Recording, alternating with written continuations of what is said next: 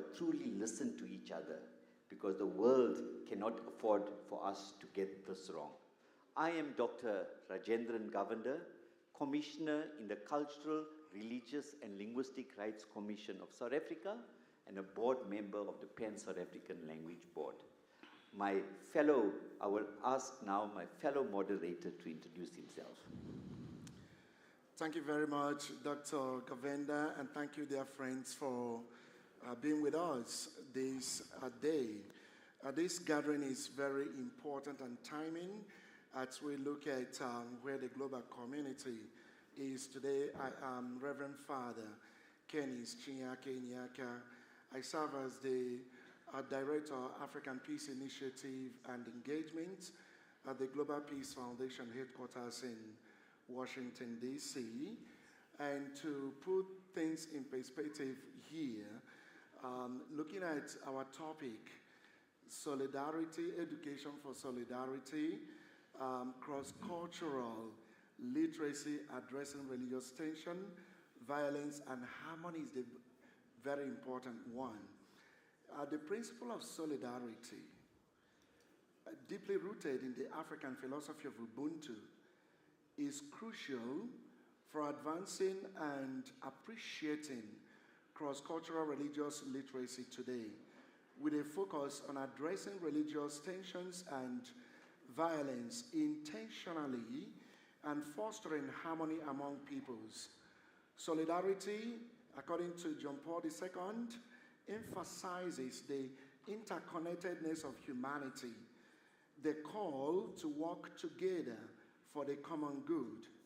It highlights that we are all parts of the one human family, regardless of our differences, where our differences provide intentional unity in diversity.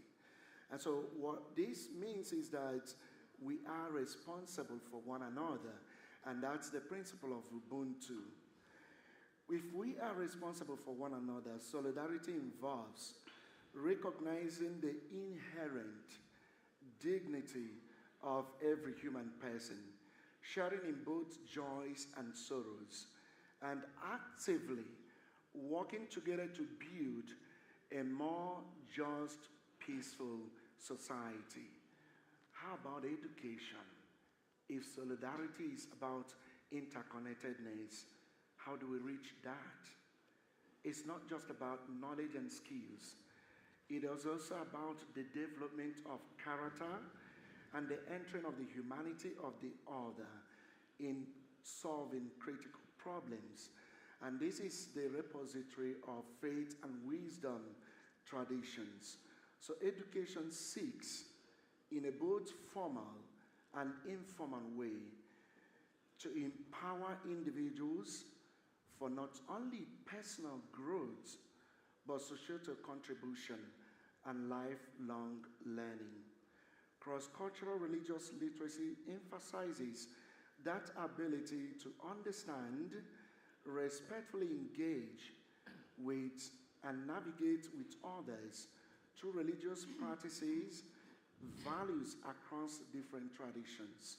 My dear friends, as our dear friend and sister Dr. Catherine Marshall mentioned today, the interfaith part of this engagement is the coming together of the moral voice in solidarity, in true education, in engaging different traditions.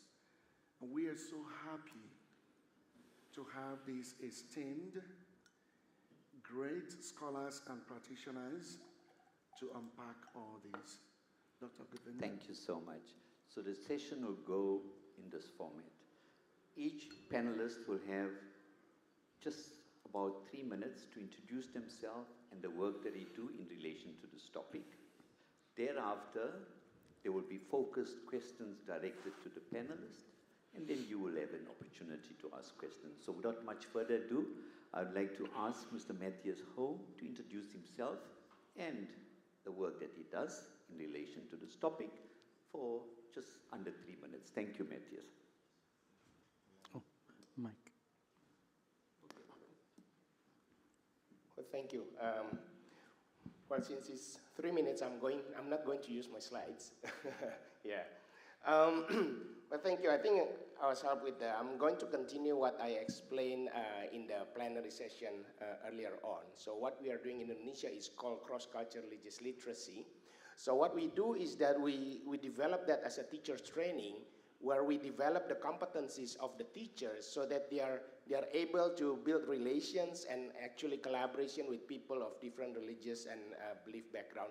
This may sound simple, but if you have lived many years or maybe your entire life in a very religious community, and then, for example, you grow up in a Christian schools and then always interact with your own Christian community or maybe from madrasah and so on and so forth, you know that sometimes your interaction is limited only in your own group.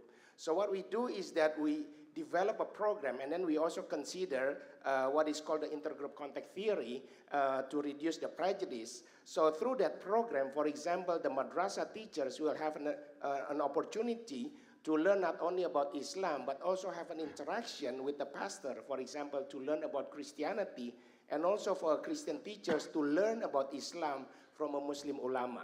So that's what we do in that program, and then we do that as a series of activities where later on the teachers will learn on how to develop lesson plans so that they can integrate that principles to teach the students in the classroom.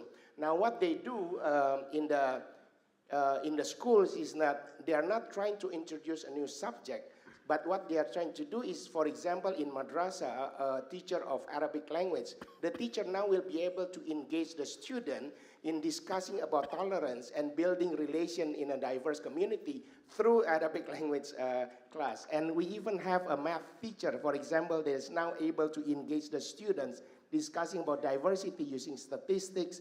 So that's what we try to do. Now, interestingly, I think the program attracts a lot of attention. So within the less than 4 years, we actually have trained more than 10,000 teachers from all over Indonesia.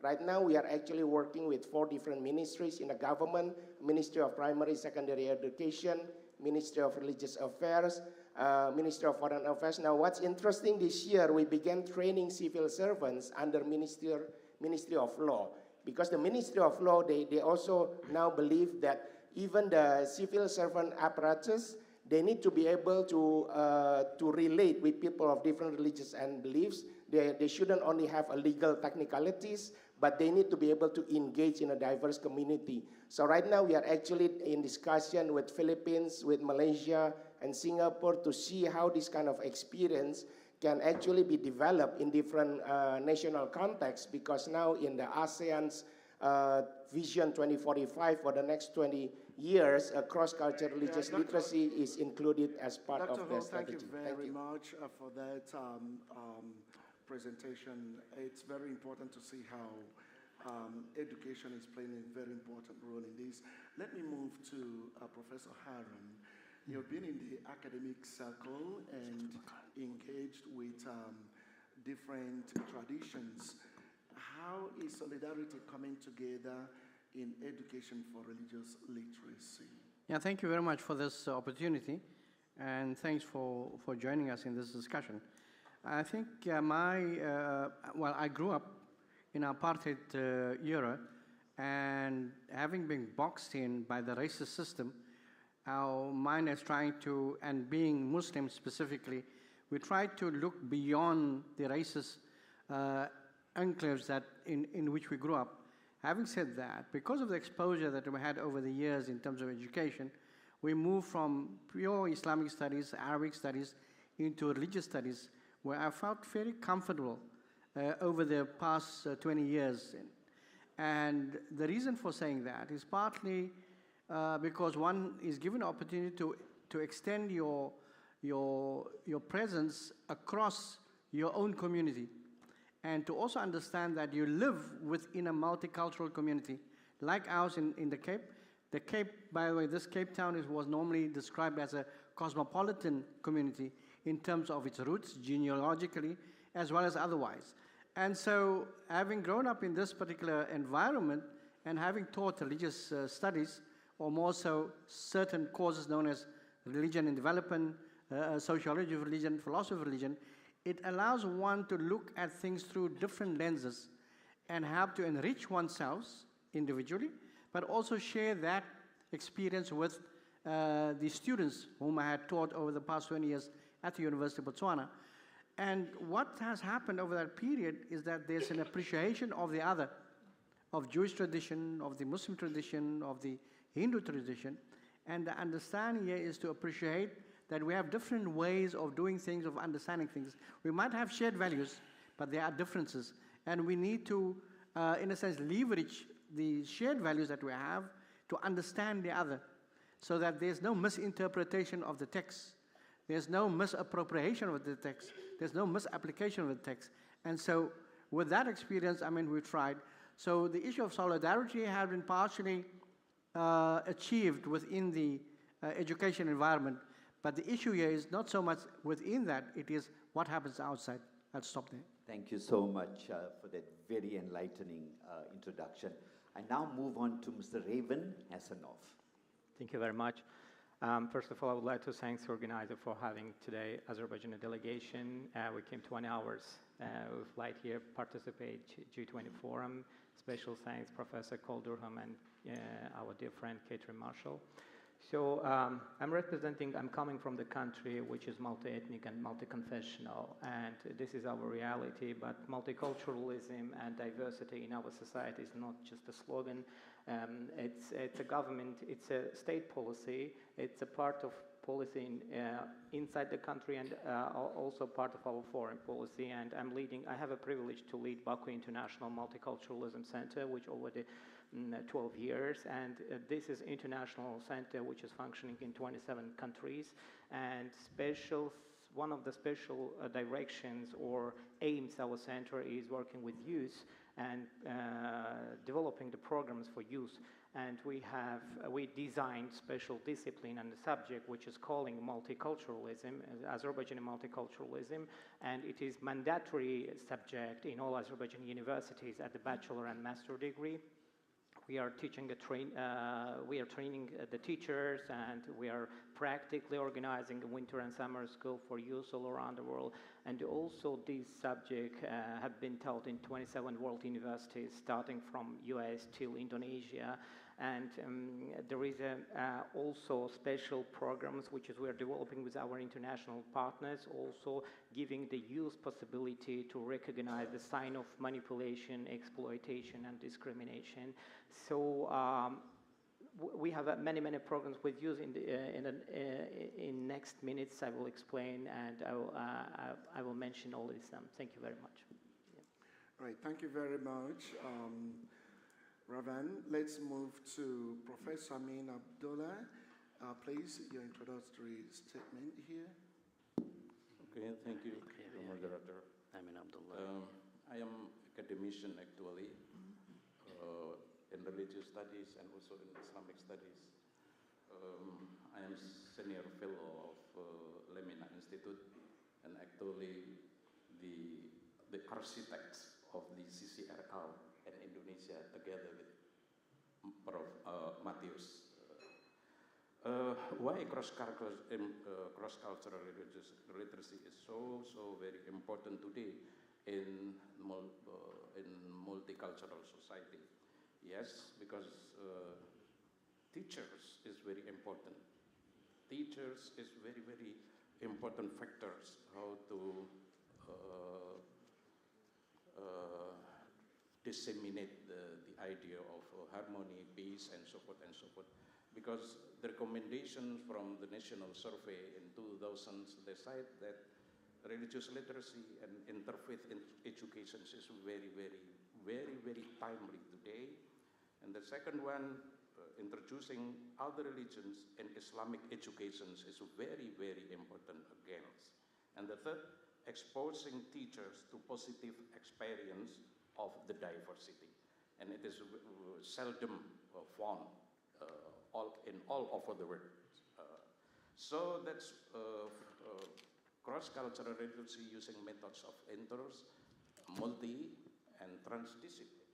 Without using inter, multi, and transdisciplines, it is very difficult how to explain, to deepen the issue of cross-cultural literacy. So there is a triangle, something like that. The first, three competency. Cross-cultural literacy has a three competency. The first, personal competence. I mean, everyone have to know their own text comprehensively. The second one, cross-cultural and comparative competency. They have to know the other religion, the other faith. And the third is the collaborative competency. Without that three component, it is very difficult to disseminate the idea of cross-curricular literacy. And as my friends, Dr. Matthew said, that it is because of this importance. So in the ASEAN summit meeting in Kuala Lumpur, they declared that cross-cultural literacy is adopted in ASEAN. Thank you very much. Thank you very much, Professor. We now move on to Harifa Anta. Thank you so much. I greet you with the universal greetings of peace. Assalamu alaikum wa rahmatullahi wa barakatuh. And with the prophetic saying, "Talabul ilmi faridatan ala kulli Muslim." Seeking knowledge is a duty of every believer. My name is Arifa Hunter. I come from a grassroots social movement that campaigns and advocates for quality and equality in South African public education system. So equal education is a movement of learners, parents, and post-school youth who are diverse and youth-led to address the education system in South Africa. So we use youth-led activism, and our youth are called equalizers that play a central role in addressing issues, the challenges that they face so starkly in the education system in South Africa.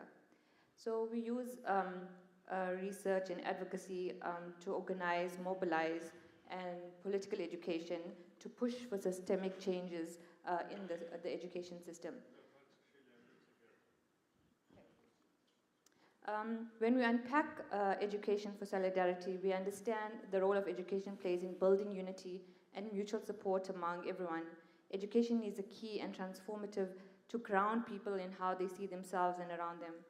So in equal education, school communities are extremely crucial in shaping the identities and the views, assisting in learning and unlearning. But we also know that we cannot leave our identities behind when we enter the world, right? So I think I want to ask each one of you guys here, what identities have you brought into the room, but what identities you had to stifle to be here? Right? Thank you very much, Rifa. Let's move to Dr. Kamilov.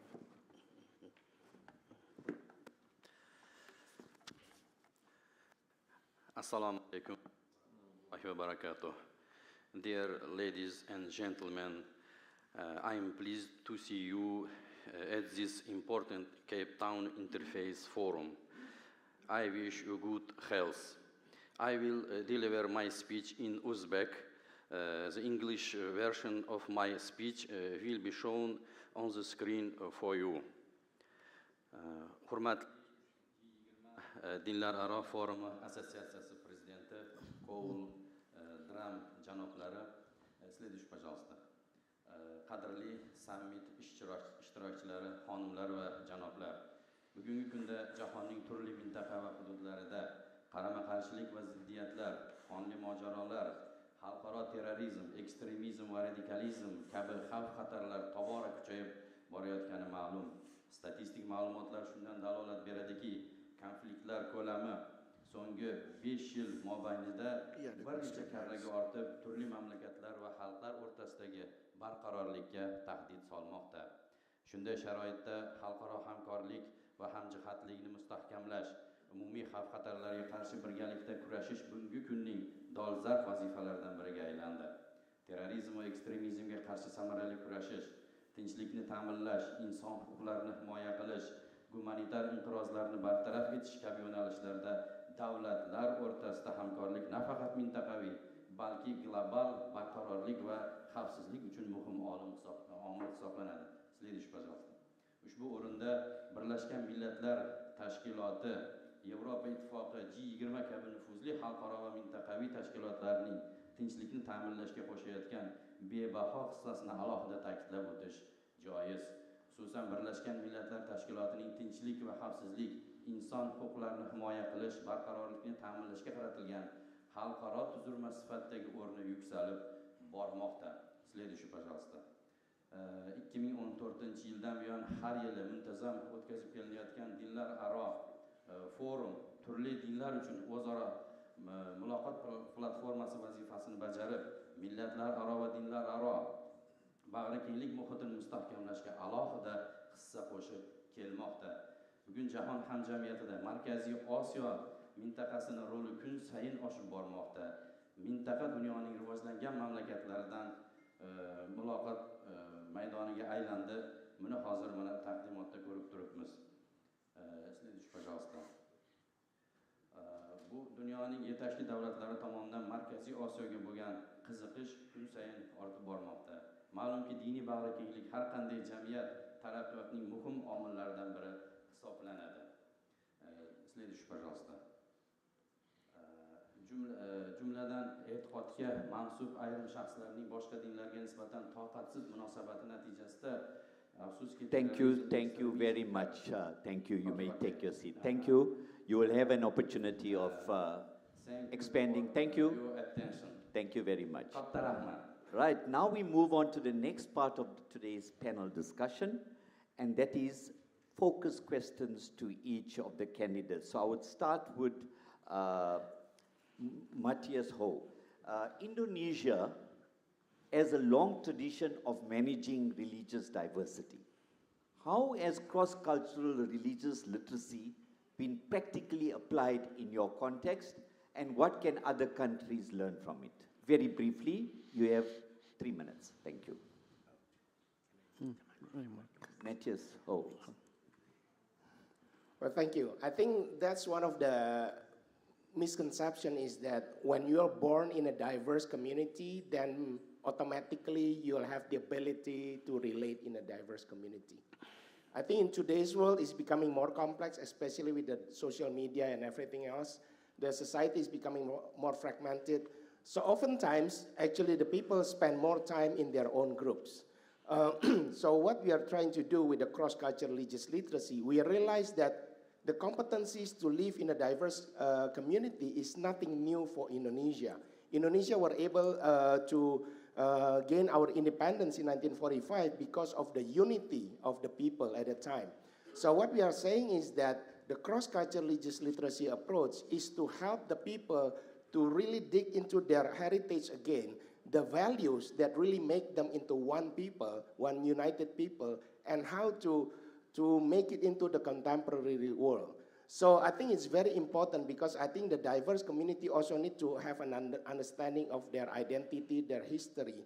So what we try to do is that we set, and I think one of the important points as well is that in this program, we always partner. So I need to acknowledge the success of the program is because of the partnership with more than 40 education and religious organizations that we are working together, including the government.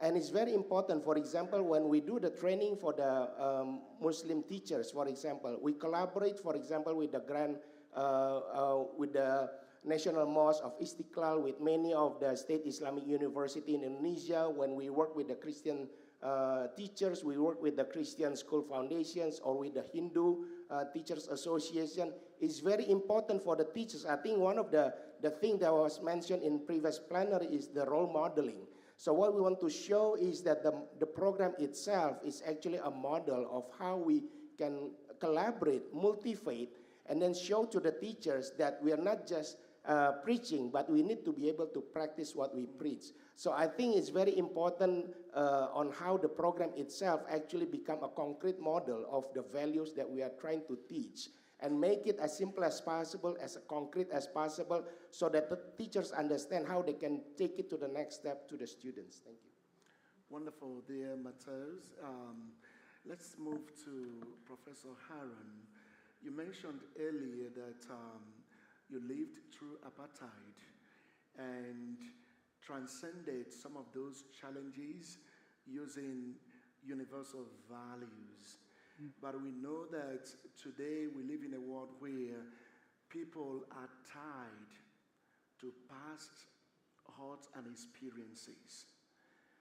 In the context of cross-cultural religious education, which is also tied to ethnic experiences, how can we transcend and move forward as a human family? Yeah, thank you very much. I think let's just come back to the point that you made as you sort of sketched my background. I think having lived in a racist society, literally racist in the sense that we boxed into racial groupings, geographical areas, and as a result we were only thinking within that box, not looking outside. So that in itself has impacted upon our generation, if I can put it that way, and we carried it through into the post-apartheid era. But what happens in this post-apartheid era is that our South African constitution has been crafted in such a manner that is one of the most wonderful legal documents universally. In other words, if I can put it that way. Of course, it was one that opened up different acts. In other words, in terms of discriminatory acts, it has been countering all of these racist past in a totally different arena. And as a result, our generation was able to benefit from the new developments. However, the question here is, to what extent is this transition that we made helpful to the current generation, the generation to come? Because the generations that were born subsequent to to our independence, as in other words, the post-apartheid era in 1994, have a slightly different understanding of the South African experience, broadly speaking. And as a result, our generation have to, in a sense, mentor, guide the current generation as to what we went through, where we are now, and where the generation that we are nurturing is going to. So that in itself has been and remains an experience. So intercultural, interreligious matters have come onto the table, and how to deal with those have indeed been a challenge in different ways. But like we said early on, and I think as South Africans know, the South African Constitution has indeed opened up a pathway that we never envisaged at the end of the apartheid era. This opened up a whole new ball game, a new socialized sort of geographical arena, a new political arena, and a new economic arena. So the issue of, just to end off, black sort of empowerment act, so to speak, in other words, giving those who were oppressed, those who were sidelined and marginalized, an opportunity to find their own social, political, economic, and cultural fit. And that is something that we benefit from at this point in time. Thank you so much, Professor Harun. Bizde indi kanab raven asanovar. Yep. Right. Azerbaijan is often cited as a model of multiculturalism. What strategies have proven effective in maintaining religious harmony, especially in times of geopolitical strain? Right. So after gaining independence, after collapse of Soviet Union, there was a very, very difficult times in Azerbaijan, especially foreign ideologies. When we talk about religions, in this case, I'm not talking about belief. I'm talking about sometimes ideologies that also coming from outside of the country. And Azerbaijan located in a geography where in one border is Russia, in another border is Iran. So you mean what I'm talking about. So sometimes religion is also a part of state security. So at that time, Azerbaijan decided to divide religion, separated religion from state policy, and also in education. So we have a very secular education system. But the president of Azerbaijan decided to teach in all classes, in all levels, the history of all religions in Azerbaijan, because Azerbaijan have a very strong Jewish community, very strong Christian communities and Muslim communities, and other religions also very respectfully living in this geography. Azerbaijan located in a geography where in the middle of Silk Road, where East and West is crossing, and it's more than 40 different nations with different background living in this country. You know, everybody has own language, everybody has own beliefs that they want to keep this one. And to integrate them educational program is really very, very, very complicated. So that's why our education system is not allowed to teach beliefs, to teach Quran, to teach Bible or Torah and etc. For sure, there is a madrasa, there is a religious institution which is doing them. But public schools, we are teaching peaceful coexistence, understanding, model of different policies in different countries, comparative way, and the history of society. So education should help support the youth to understand, to accept each other, you know.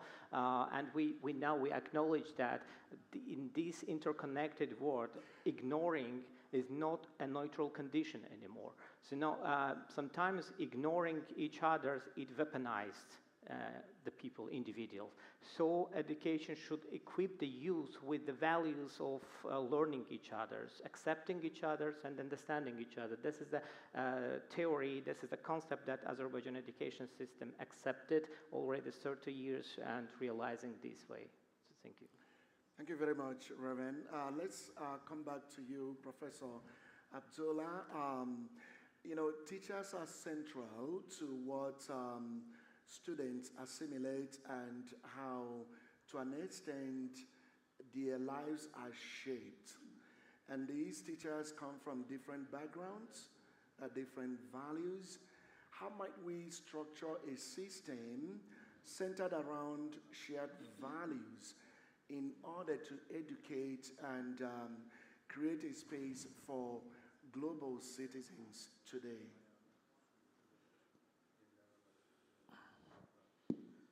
Thank you. It's very good questions, but difficult also to answer. Of course, we have built new menu for them. As I said, that those teachers should learn their own religion, but it is not enough. They have also to learn other religions. And after that, the ending, the results is collaboration. So this is what I say, it is new menu for the teachers. Our experience in Indonesia, of course, when they follow this training, so suddenly they said, oh, it's very, very good. During 20 or 25 years, I never have such experience. Because in this training, in cross-cultural religious literacy, then they will listen from the Christian, they will listen even from the Jews, directly from New York, directly from where is it, the Palestine and so forth. So they have their own experience direct encounter with those people. So this will make their decision later when they come to the class. Thank you. Thank you. Thank you so much, Professor. Now we move on to Arifa Hunter. And this question will interest Professor Seppo Madlangosi from the Human Rights Commission, who is seated here. Youth voices are essential in building solidarity. What barriers do young people face in engaging meaningfully in interfaith and intercultural dialogue?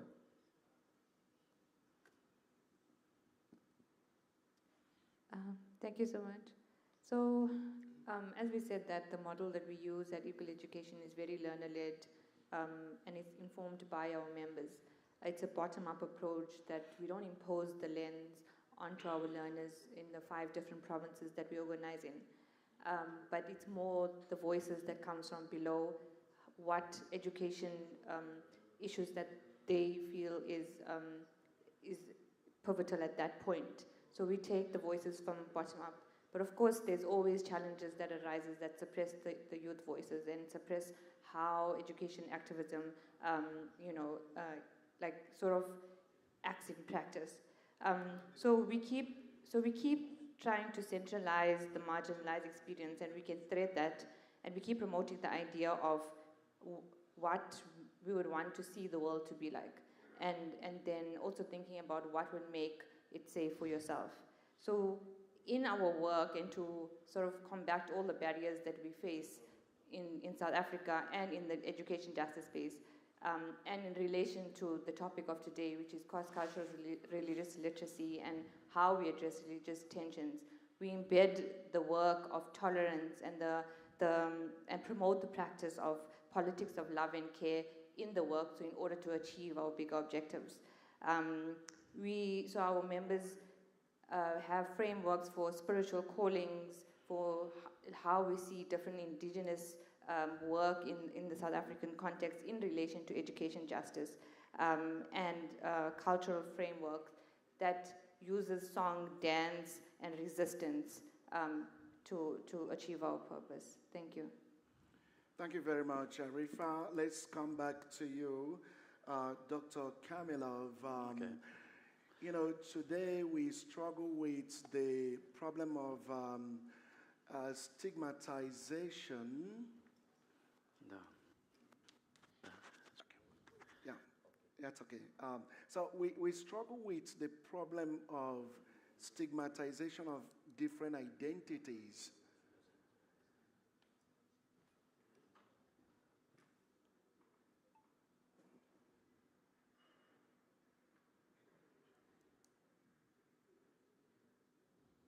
When it comes to issues around extremism and terrorism, some religions' identities are stigmatized, which makes it difficult for us to collectively deal with these challenges.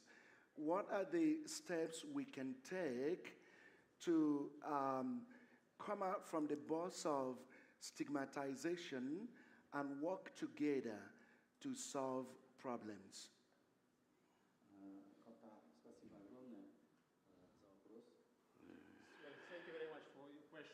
Да. Действительно, это вопрос очень тонкий и очень щепетильный. This is a question is very difficult and also is very painful. И сегодня в Новом Узбекистане именно сталкивается этот вопрос как проблема, и решением принято президентом Республики Узбекистан Шавкат Мирзияевым, который борьба с экстремизмом и терроризмом только путем образования. И, пожалуйста. В Узбекистане такая очень... sorry. Just jump for Russian. In Uzbekistan is very difficult, and there's also is issue. This issue is very important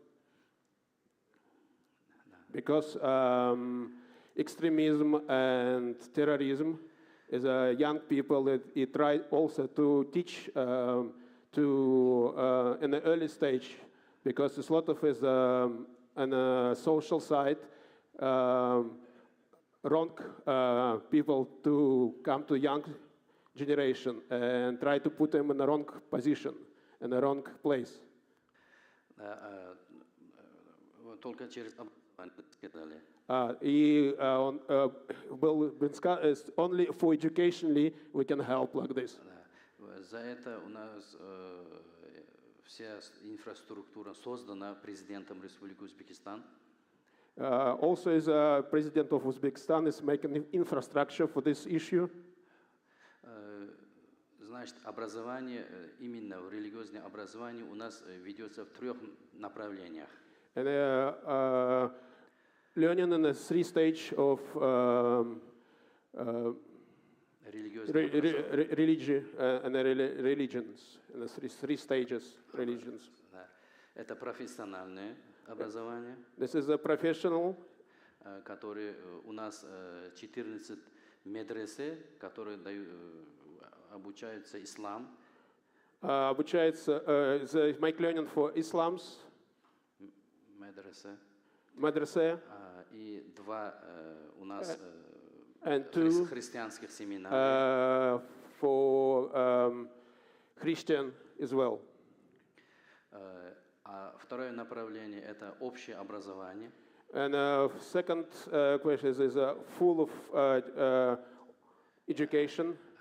Это больше 10 тысяч школ, More которые than 10,000 schools in Uzbekistan. там дается предмет Thank you, история thank you. религии. Thank you so much. Thank you for that very, very enlightening response. Right, so colleagues, we have come to the stage where you, as the audience, will be given an opportunity to ask any panelists any questions, but it has to be very quick, a very succinct question without giving a long lecture. Thank you. You will have an opportunity of being panelists at the next conference. So just a very quick question pointing to anyone here. So can I ask for any responses? And by the way, Nicholas is going around with a template where if anybody would like to assist in this issue about addressing religious tensions, violence, and harmony, you can put your names there and your details, and we will contact you. Right, let's get questions. There's one there. There's one here. Let's take the first 3. 1, 2, 3. So start. Right. Give your name and a question quickly. Hi, my name is Haley Fudu. I'm actually going to challenge you here because there are experts in the room that can speak to this and don't maybe need to have a question to the panelists, but to share some insights from the other contexts of the world. So if you'll allow me, I was listening to a professor from Azerbaijan. Azerbaijan. Azerbaijan. Right. Sorry. It's okay. And talking about educating for coexistence and how exciting that process is. I wanted to share in the South African context. I'm working at the University of KwaZulu-Natal, and what we've unrolled, and I think it's quite useful for friends around the world to hear about this, is we've unrolled an introductory course on overcoming religious intolerance and prejudice and educating for unity and diversity as a mandatory course for all first-year students, because even though we come from countries that perhaps have good programming in primary schools, depending on where they live in the country, they may have never been exposed to people of a different religion or culture until they get to university. So in these spaces, what happens is you have an African young man sitting with a Muslim Indian woman. It's the first time they've ever had a conversation with somebody from that context.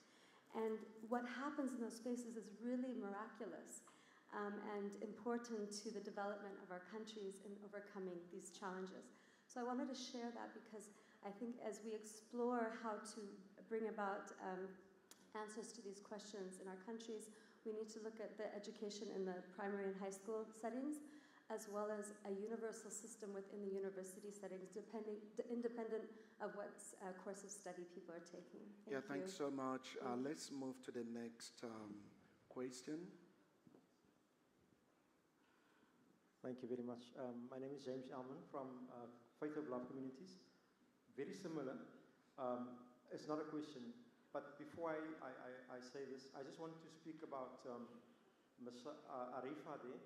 I think, she was speaking, she was interrupted both times.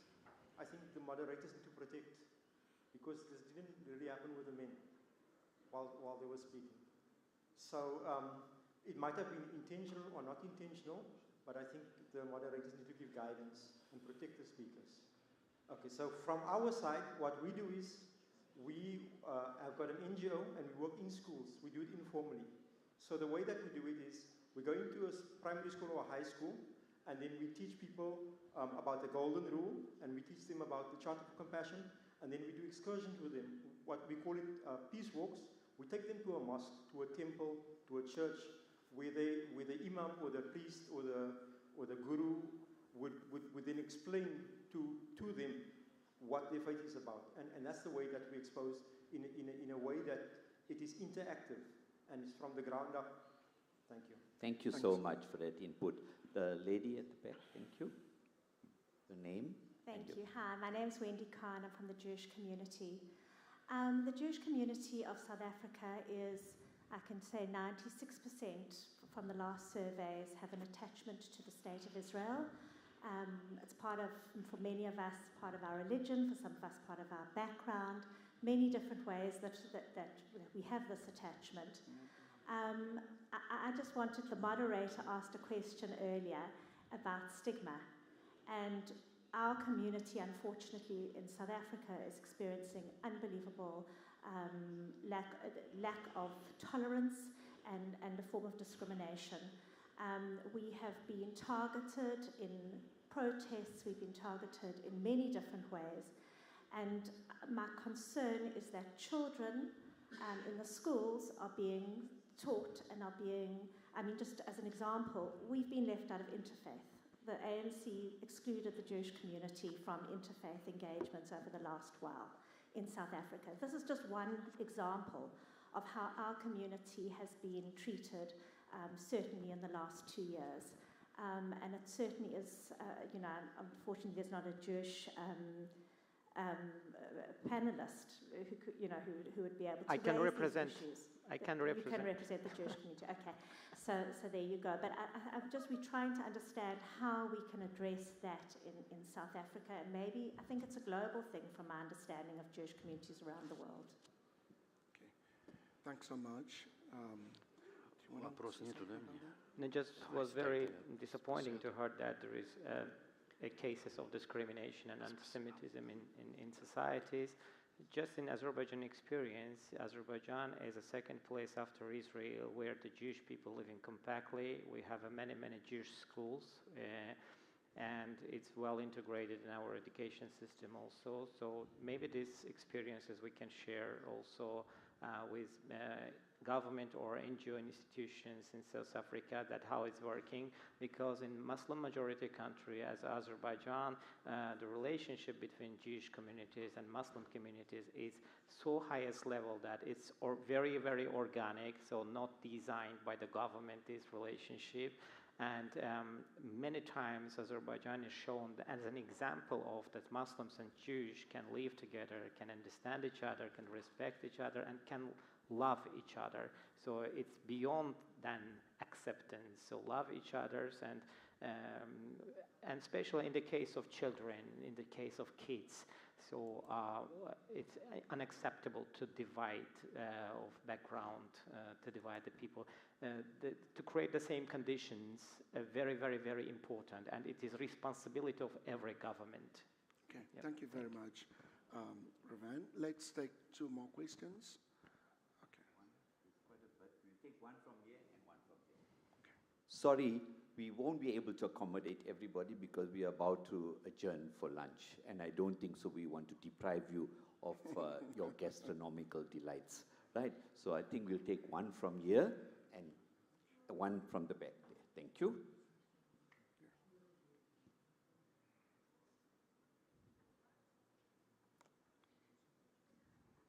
I'm Dr. Jaira Mathi. I'm serving on the African Union Interfaith Dialogue Forum and also on Religions for Peace in South Africa. By profession, I am an educationist, and my work is on the creation of peaceable schools. I want to respectfully acknowledge all the speakers, but I particularly want to focus on the word violence in the title. Because violence has many faces, and sometimes it's disguised. So perhaps I want to ask, this exclusion of women that we see in this conference, in the panels and the discussions, should really resonate with men. When you are being asked to present, is it perhaps time that men take the lead on this when they are being asked to present, to ask, is there perhaps a woman who could speak on this or present? Can I take the back seat now so that the 1/2 of the world's population who's been consistently left out of all arenas of society can be more included? Secondly, to South Africa, we have a lot of violence in our schools. When we educate, we want peaceful people to participate in society. Could we have peace-building programs in our school.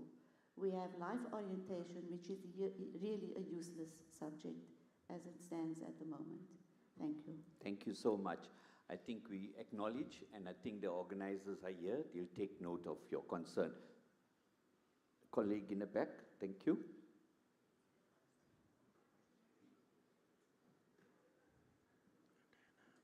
Thank you very much. My name is Mangaliso Ntekiso. I'm a traditional healer from Umzila Omoya.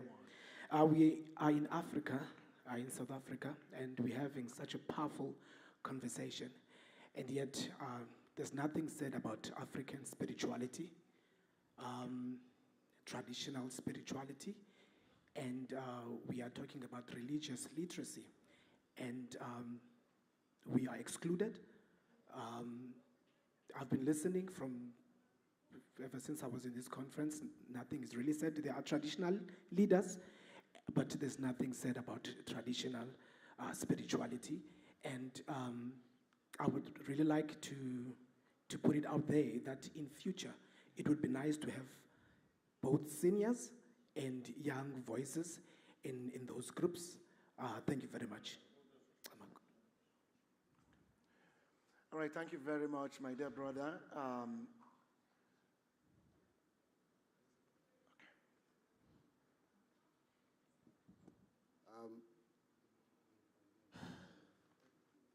I'm the Crown Prince of the Sen. I don't know, because all of us, we know South Africa belongs to the Khoisan Sen. And my father was dethroned. And our people were massacred in KZN together with the Indians. I wanted to talk about specifically about Isifanaka law. Isifanaka law is our language. You call it Latin lingua. When we try to engage the scholars, the government, everybody who is having an influence in the country, our narrative is suppressed politically because our forefathers were part of the PAC, Pan-Africans, the APLA. And we know the scholars will concur with me, even the literature of Robert Sobukwe, Mangaliso Sobukwe, was erased. Everything of us has been erased. So which platform can we approach if our narrative has been politicized? Thank you very much for that question. My dear friends, we have to respectfully ask that we round up here very important issues from the audience. And as Dr. Govender said, the organizers are listening to all of us. This platform is very important. Issues that have not been addressed offer us great opportunities in the future. And that is why this gathering is very important. I will yield to Dr. Govender to round it up here. Thank you so much, my co-moderator. Today, colleagues, panelists, we have heard from South Africa, from Southeast Asia, and beyond. But more importantly, we have heard from one another as human beings, bound by a shared responsibility. If we leave here today only with ideas, we have failed. If we leave here with commitments, collaborations, and renewed urgency for solidarity, then today will have been worth every moment. Ubuntu teaches us that humanity is incomplete without yours. And that truth must guide us forward. So I would like to thank every one of you, all the panelists here today, for your valuable insights, right? To commit yourself towards addressing religious tensions, violence, and harmony in the respective countries that you come from.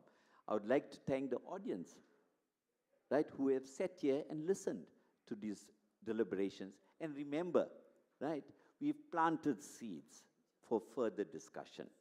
We cannot have everything completed in this one session, 1 hour, right? But you have provided us with insights through your questions, and we'd like to thank you most sincerely.